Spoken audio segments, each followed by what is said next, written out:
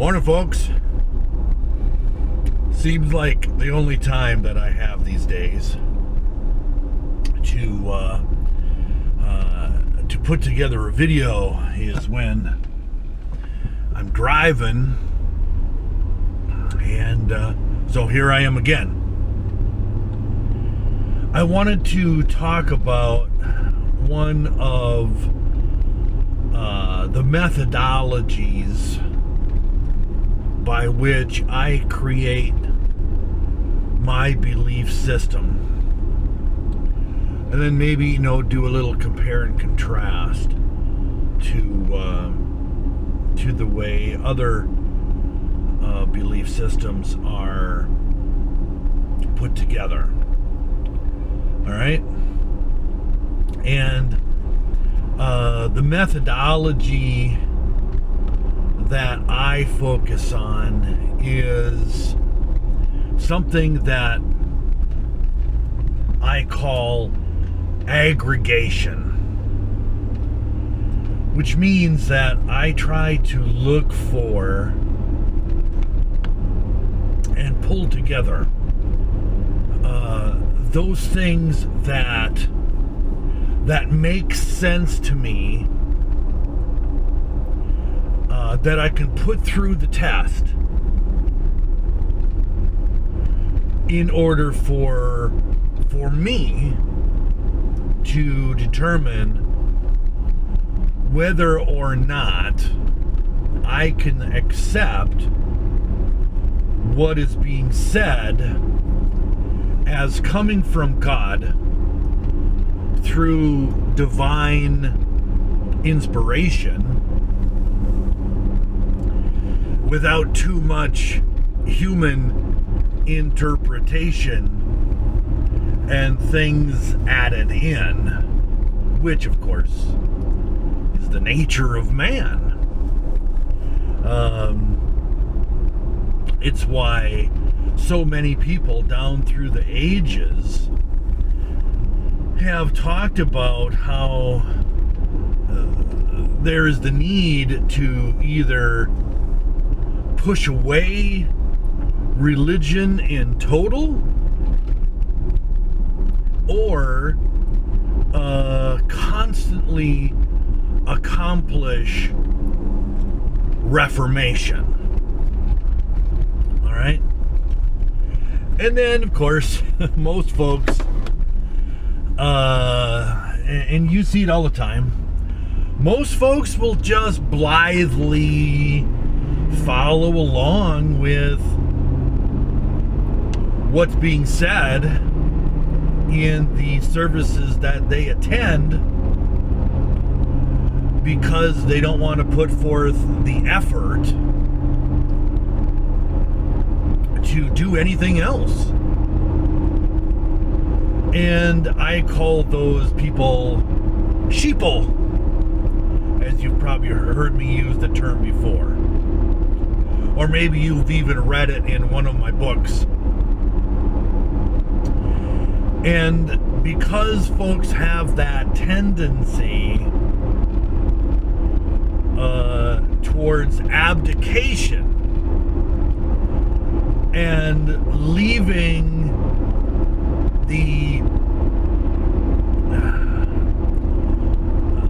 that acquisition of knowledge up to somebody else in the form of a priest or whatever the religious organization is, whatever they call their sage that they go to on a weekly basis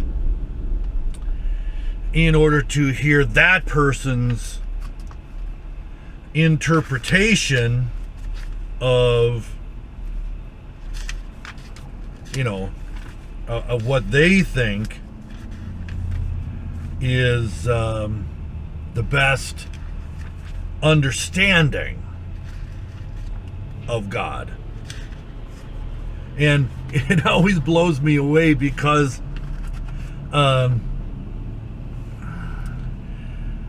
and I attend different services, and I was in one just a few days ago, and I sat there and I listened as this priest discussed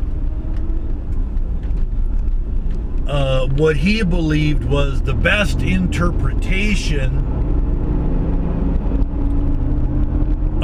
for a passage from Isaiah. And all I could think of when I was sitting there was, wow, you have completely pulled those 7 or 8 words, whatever they were, out of context in order for you to fit them into this tiny little narrative that you determined was connected up to another passage in the New Testament, and this time by Luke. And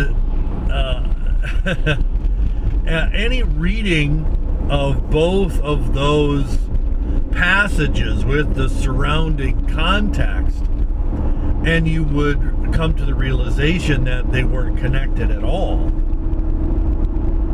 So, but that's fine. You know, they're looking for ways to inspire people and all of that, but without having that contextual understanding, I feel like the meaning is completely lost. And so instead of taking what is being said, I instead look to acquire knowledge that then I can use to determine whether or not those things that I'm hearing out there are legitimate or not. And it's not like this priest was looking to lead anybody astray. It's just his interpretation of what was being said, I don't think hit the mark. Except for this was Luke. Little dad joke there. Anyway, so what I do is I like to use aggregation. And I don't want to just use a singular source like the Bible as my repository of ideation. I want to get as much information as possible from as many sources as possible, because remember, God has been talking to human beings since they were created. And whether you believe in the creation story or you think that God did it through,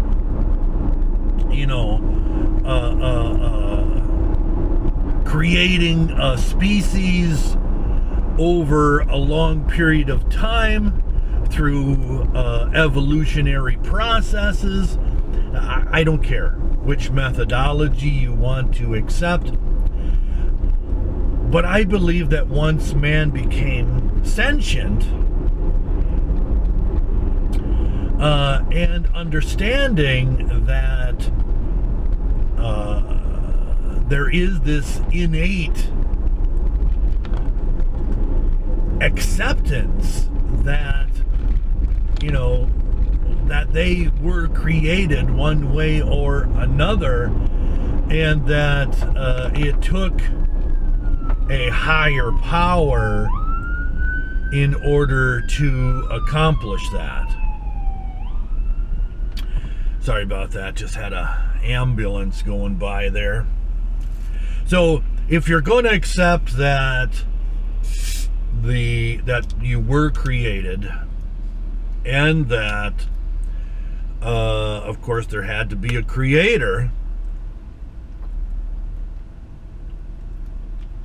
then there are a couple methodologies that you can accept or not. You can either say, I don't believe in anything at all. I believe that there must, that's the atheist point of view.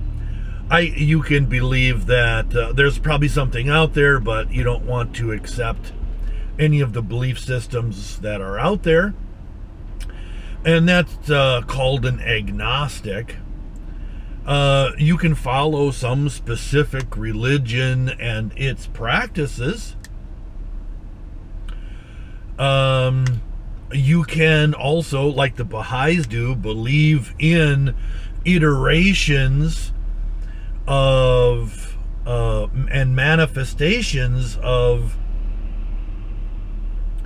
God speaking to man, and that, you know, really only the latest iteration is the one that you need to know about.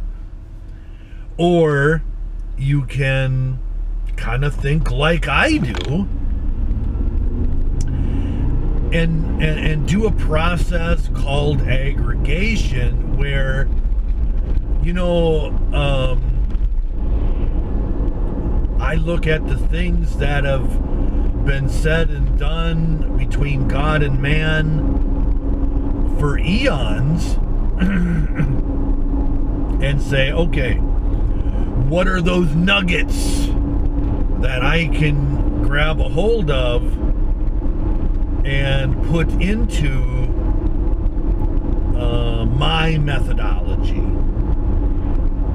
So I call that overall thing aggregation. As my older brother used to say, everything is everything, as long as excuse me, as long as you've ensured that that part of the everything makes sense. So that being said, I try to look at everything as much as possible in order to come up with my belief system. Now,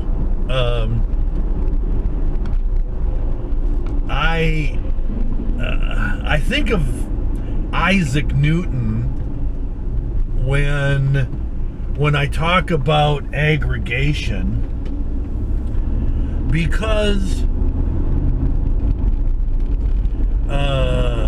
there's multiple quotes by Newton that we can talk about, but one of them that's always kind of been something that I focus on is, and I'll grab it here and read it directly so that you've got it. If I have seen further, it is by standing on the shoulders of giants. And what he meant by that was, you know, he looked back and he aggregated everything that other scientific minds had said through the ages in order for him to come up with Newtonian physics. You know, he looked to Pythagoras, and he looked to, I mean, you could list all of the ancient Greek and then Roman and on and on and on down through time. Those scientists and philosophers, in order to create his mathematical models that he used to explain the scientific side of the cosmos. All right?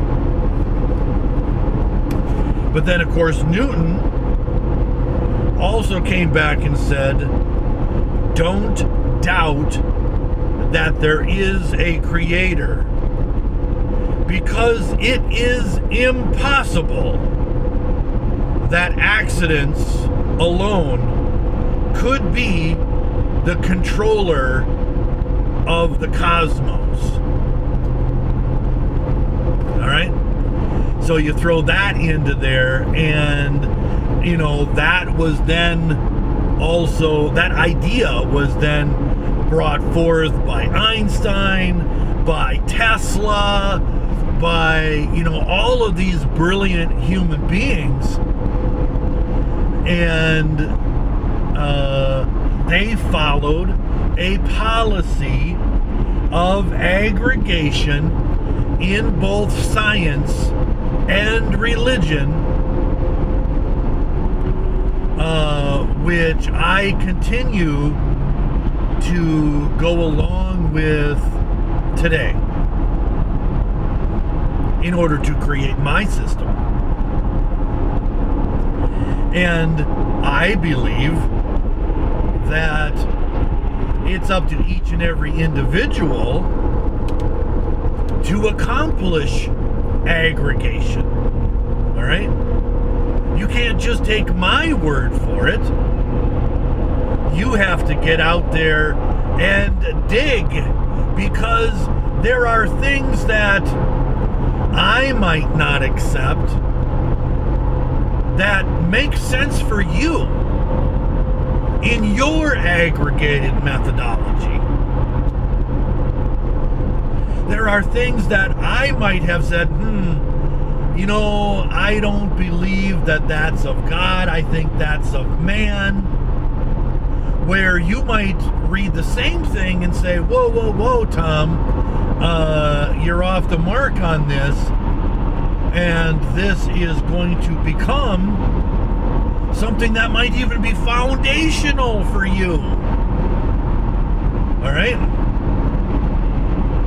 That's why I want this to be a discussion rather than you logging on, looking at my videos, listening to the things that I'm saying, where you then say, okay, I can accept, that voodoo that you do.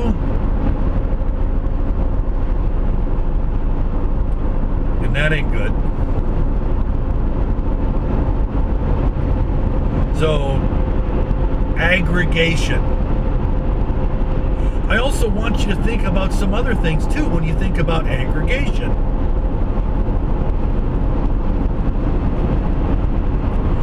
Think about Galileo,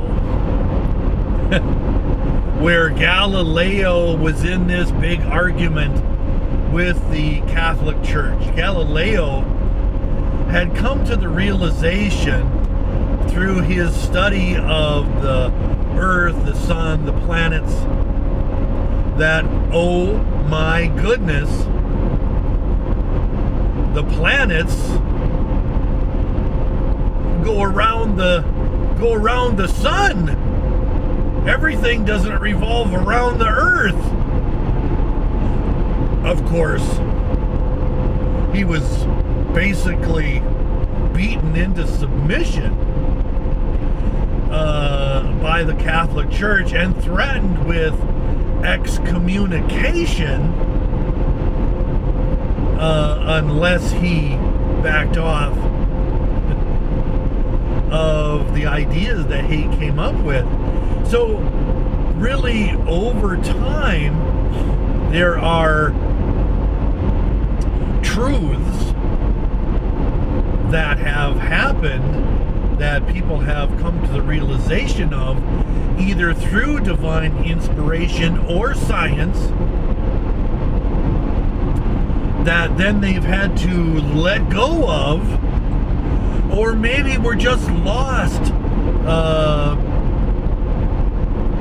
through time. and that people have had to then maybe rediscover or come to the realization that these people were right. I mean, look at the ideas that the practitioners of Shinto came up with, in the idea that not only does the earth revolve around the sun, that the sun revolves around the center of the cosmos. And a whole bunch of other things connected to that. And that's one of the reasons why I can't completely accept or follow a belief methodology that says, hey, there have been multiple revelations over time, and you need to accept ours. You know, I was thinking earlier about the shoulders of giants that I have stood on.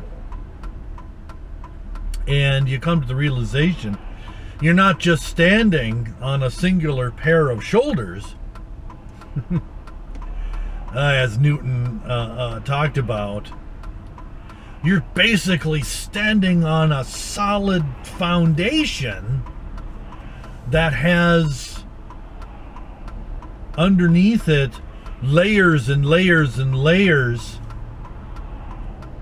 of shoulders. And instead of, think about it this way, if you were standing singularly, one on top of the other, it'd be very unstable, right? And could collapse quite easily.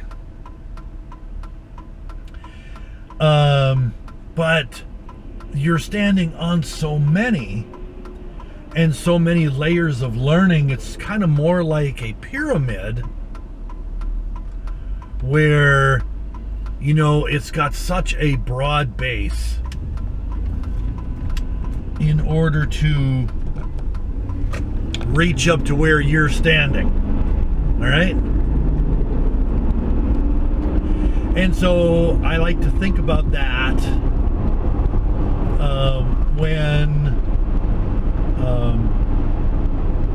when folks say, oh, well, you know, your philosophy around aggregation for both science and religion, where I see no dichotomy, also has things in it that would take away from stability. And one of the folks out there that they always throw out is like Nietzsche. All right? And when I look at the things that Nietzsche had to say, or Nietzsche, however you've heard people pronounce it in the past, isn't important. It's about the things that people say, right?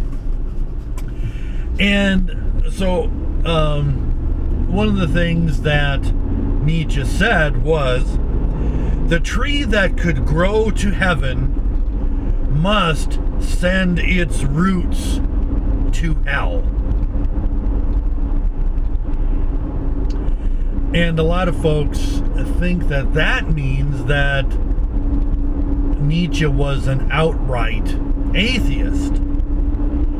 And nobody that has said as many things as Nietzsche said about God could be an atheist. All right? So how do we dissect the things that Nietzsche was saying? And this one, you know, the tree that could grow to heaven must send its roots to hell, I think means that, you know, that there has to be connectivity there has to be connectivity, because let's face it, if you believe in God and you believe in a heaven and hell, you have to have the understanding that God created hell and did so with an understanding that there would be those who cannot handle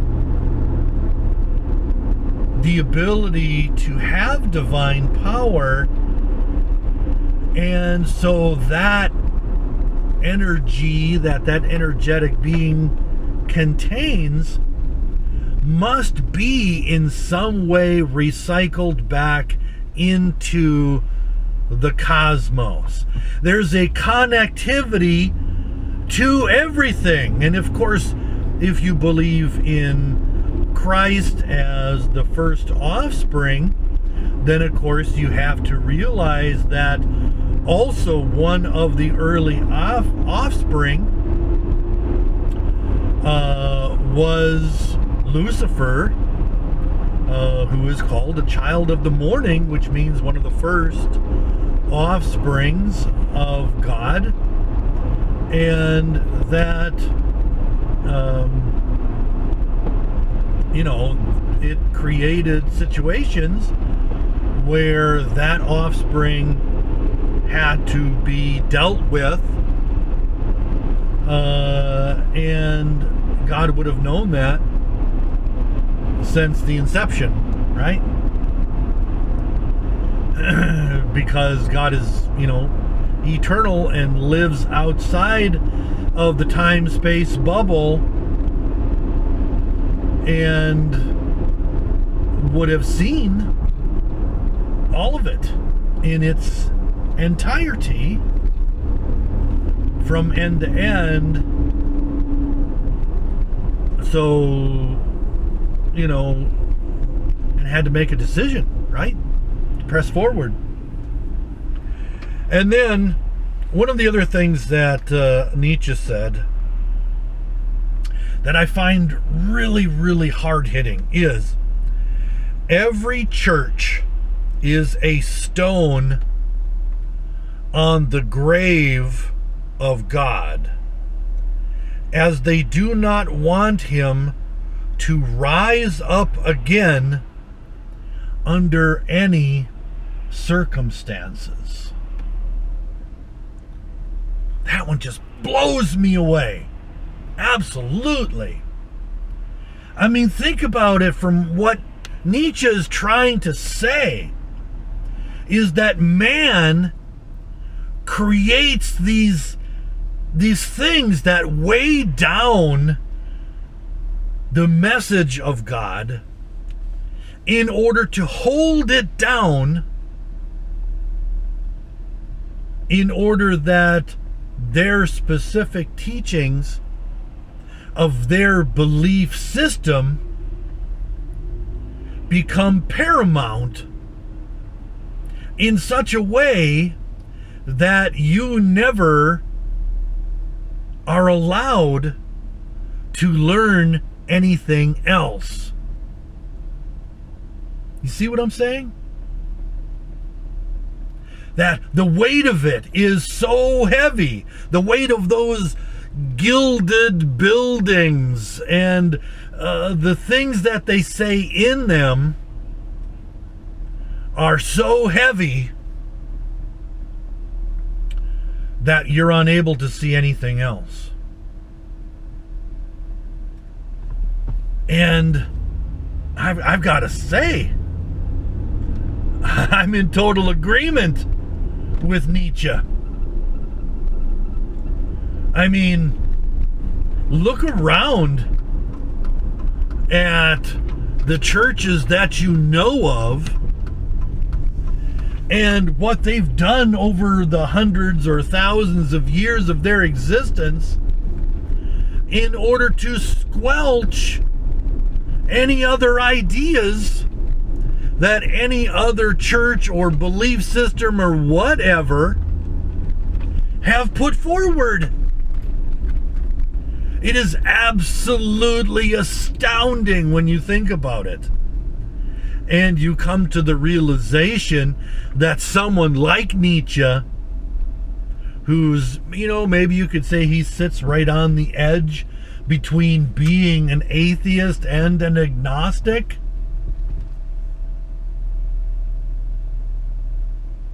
he's absolutely right.